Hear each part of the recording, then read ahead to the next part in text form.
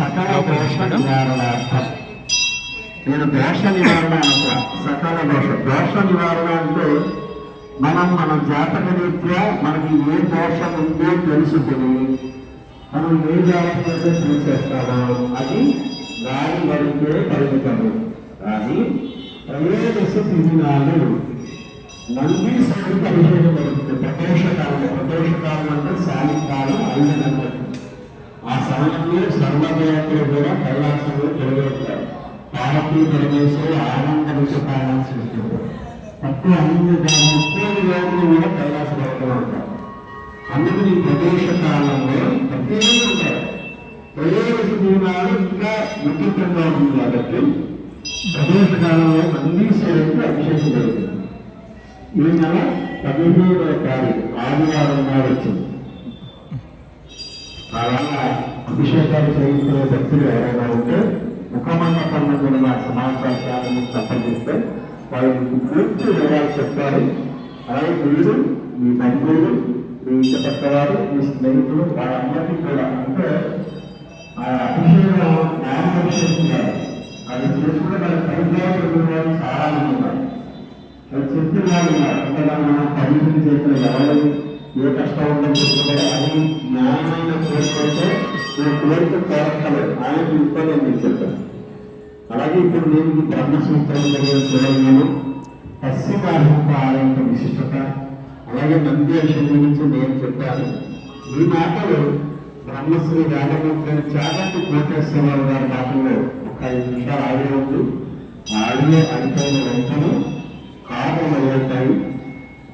ఆ ఆడియోలో బ్రహ్మసూత్రం చెప్పినప్పుడు శివలింగం మీద బ్రహ్మసూత్రం అనేది ఎక్కడ ఉంటుందని నేను చూస్తాను. కాబట్టి ఆడియోని శ్రద్ధగా ఉంటూ శివలింగం మీద దృష్టి పెట్టండి. దయచేసి ఎవరికైనా సౌకర్యం ఉంటే అది ఆఫ్ చేసుకుంటే మీకు సుఖం, మీ పక్కన వాళ్ళ సుఖం, నాకు అత్యంత సుఖం. ఎందుకంటే నాకు సౌకర్యం ఇస్తే నాకు ముగ్గురు నిజండి. దయచేసి చెప్తున్నాను. మీరు కాసేపు కనీసం మీరు ఎంతసేపు ఉంటుంది ఆలయంలో ఆ గంట సేపు ఫోన్ ఆఫ్ చేసుకుని మగవారి గదిలో పెట్టుకుని ఆడవారి హ్యాండ్ బ్యాగ్లో పెట్టుకుంటే ప్రశాంతంగా దేవుడు ఉన్న కాసేపైనా ప్రశాంతంగా దేవుడిని చూసుకుంటారు. నందీశ్వరుడు కేవలం శివుణ్ణి చూస్తారని నమ్ముతున్నారో తప్పు. నందీశ్వరుని యొక్క ఒక ప్రత్యేక లక్షణం ఉంది. ఆయన విశేషానుగ్రహాన్ని ఇస్తారు. ఎంత తెలుసా? నీకు ఏదో పట్టి పీడిస్తుంది, దోషం తెలియట్లేదు. ఎందువల్ల ఇలా అవుతుందండి అంటే ఏ పర్వాలేదు అవుతుంది కాబట్టి ఏ పర్వాలేదంటే అంటున్నారు. దోషం పక్కపడలేదు. ఎందుకు వస్తుందో తెలుసా? ఎక్కడో మహాత్మల మనసు కష్టపెట్టడమో లేకపోతే ఏదో చెయ్యకూడని దోషం ఏదో చేశారని జాతకం ఒక దొరకలు పీడిస్తూ ఉంటుంది. నీకు దొరకని దోషం పోవాలి అంటే ఒక్క నంది అభిషేకానికి అది ఎప్పుడో తెలుసా? ఎప్పుడు పడితే అది వేరే వీళ్ళే. త్రయోదశి నాటి సాయంకాలం నందీశ్వరుడికి శివలింగానికి ఏకకాలంలో హారతిచ్చితే సమస్త దోషములు ఒక సాధ్యం.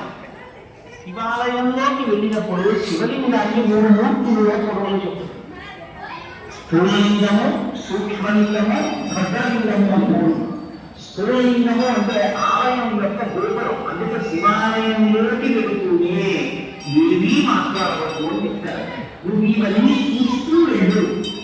ఆలయ శివలింగాన్ని చూసినట్టు, ఆలయంలో ఉన్న శివలింగాన్ని చూస్తే సూక్ష్మలింగాన్ని చూసినట్టు, బలిపీఠాన్ని చూస్తే భద్రలింగాన్ని చూసి. బలిపీఠము అంటే ఉగ్రభూతలు చెట్టుకుంటాయి వాతావరణం. వాటిని మీరు దేవాలయంలో భక్తులు ఇబ్బంది పెట్టవద్దని కొంచెం అన్నం తెచ్చి బలిహరణ మంటపం మీద పెడతారు. అవి తింటాయి. ఆ మంటపం మీద అన్నం తింటాయి. అవి భక్తులు జోలికి రావు. ఆ బలిపీఠాన్ని చూస్తే భద్రలింగ దర్శనం చేసినట్టు. మీరు ఎప్పుడైనా గమనించారో లేదో, ఒక్క శివలింగానికి ఒక ప్రత్యేకమైన రూపం. మీరు ఎప్పుడైనా చూడండి, అన్ని శివలింగాల మీరు కొన్ని శివాలయాల్లో వెళ్ళినప్పుడు శివలింగం దగ్గరికి వెళ్ళి దాని మీద కొన్ని గీతలు ఉంటాయి. అది ఏమిటో తెలుసా గీత? అలా గీత ఎందుకు ఉంటుందో తెలుసా ఎవరైనా? అలా గీత ఉంటుందని బ్రహ్మసూత్రం అని పిలుస్తారు. అలా గీత ఉంది అంటే నీ అదృష్టం పండి నువ్వు అక్కడికి వెళ్ళావు. 1000 మాటలు శివాలయంలోకి వెళితే నీకు ఎంత ఫలితమో అలా గీతలో ఉన్నటువంటి శివలింగం ఉన్న గుళ్ళో వెళ్తే అంత ఫలితం. విశేషమైన ఆరాధనీయమో అని గుర్తు. అలాంటి శివలింగం ఉన్న గుడిలో వెళ్తే తప్పకుండా మీరు మీ ద్రవ్యాల్లో, మీ బలాల్లో, మీ సంపత్తిలో, మీ పాటలో, మీ పద్యాల్లో, మీ కష్టాల్లో వినియోగించాలి. శివలింగం మీద గీతలు కనపడ్డాయనుకోండి, బ్రహ్మసూత్రం ఉందనుకోండి, బయటికి వచ్చి ఆస్తికంలో 2 పద్యాలు కలవాలి. బయటికి వచ్చి మీకు వచ్చిన శ్లోకాలు 2 చెప్పాలి. పాట వచ్చిన వాళ్ళ దగ్గర 2 పాటలు పాడాలి. బలం ఉన్న వాళ్ళ దగ్గర పల్లకి కట్టుకోవాలి. లేదా గుడి కొంచెం సేపు తుడిచి వెళ్ళిపోవాలి. మీ దగ్గర డబ్బున్న వాడి దగ్గర వెంటనే ఆ శివాలయంలో 100 రూపాయలు ఖర్చు పెట్టేవాడికి బ్రహ్మసూత్రం ఉన్న శివలింగం ఉంటే 1000 రూపాయలు ఖర్చు పెట్టాలి. ఎందుకంటే మీ జన్మ పండి అక్కడికి వచ్చావు. అది కోటి ఫలితాన్ని ఇచ్చేస్తుంది. ఒక రుద్రాభిషేకం ఒక చోట చేస్తే ఏ ఫలితమో బ్రహ్మసూత్రం ఉన్న శివలింగానికి చేస్తే కోటి రెట్లు విశేష ఆరాధనా ఫలితం ఇచ్చేస్తుంది. అలా ఇవ్వగలిగిన శివలింగాన్ని గుర్తు చెప్పడానికి వచ్చిన వాళ్ళకి బ్రహ్మసూత్రం ఉంటుందండి. అది చెప్పినప్పుడే బ్రహ్మసూత్రం చెప్తారు. బ్రహ్మసూత్రం ఉన్నదే శివలింగం మీ అదృష్టం. శివ శివ శివ శివ నాలుగు బ్రహ్మసూత్రం ఉన్న దేవాలయంలో ఏది చేసినా ఇంటూ కోటి అని గుర్తు. నేను మాట పడుతున్నాను, లెక్కలేదు. విశేష అంత గొప్పది బ్రహ్మసూత్రం ఉన్నది. అందుకే శివాలయంలోనే 2 సూత్రాలు ఉంటాయి, సోమసూత్రము, బ్రహ్మసూత్రం. ఈ 2 ఉంటాయి.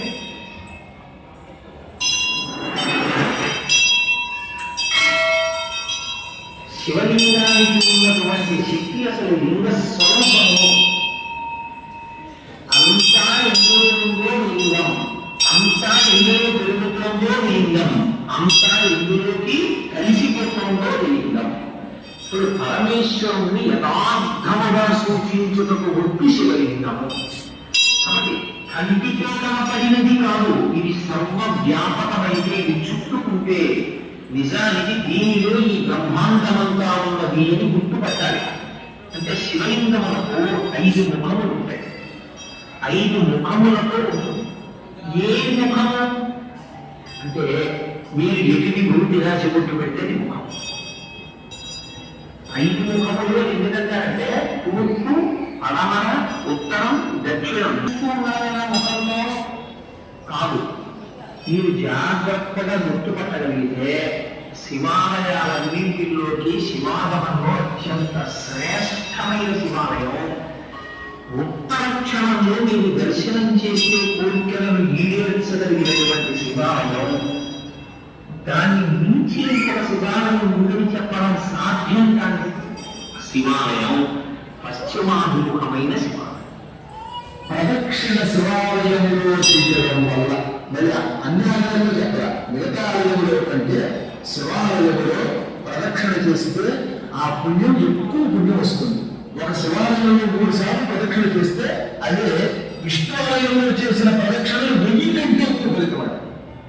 అందుకని ప్రదక్షిణ అవినాశ్యమి పాతకం నా అస్థి భూతలే. ఈ భూమండలంలో శివాలయంలో ప్రదక్షిణ చేయడం వల్ల వచ్చే పుణ్యం అంతా ఎంత కాదు. శివాలయ ప్రదక్షిణ తొలగించని పాపము లేదట. ఏ పాపం లేదా, బ్రహ్మహత్యా పాపం, శిశుహత్యా పాపం, స్త్రీ హత్యా పాపం, పాపములు శివాలయ ప్రదక్షిణలో కలిగిపోతాయి. అందుకే ఎప్పుడు శివాలయానికి వెళ్ళినప్పుడు తప్పక ప్రదక్షిణ చేయాలి. శివుడికి సంబంధించిన ఆలయాలలో 3 సంఖ్యతో ప్రదక్షిణ చేయండి.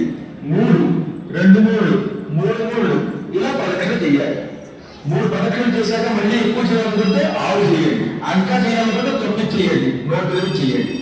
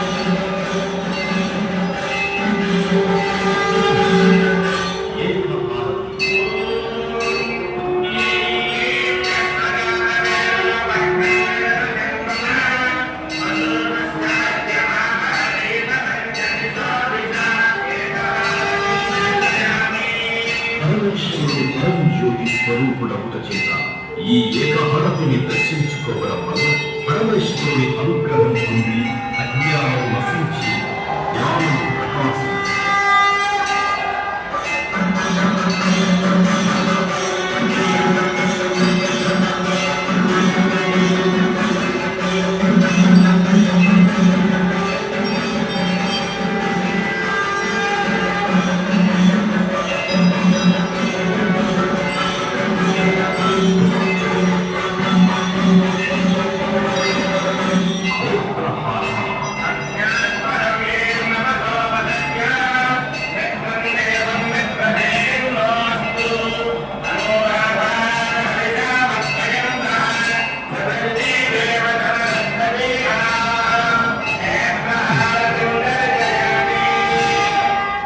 ఈ నేత్రహారతిని దర్శించుకోవడం వలన నేత్రములకు సంబంధించిన దోషములు తొలగి పార్వతీదేవి అనుగ్రహం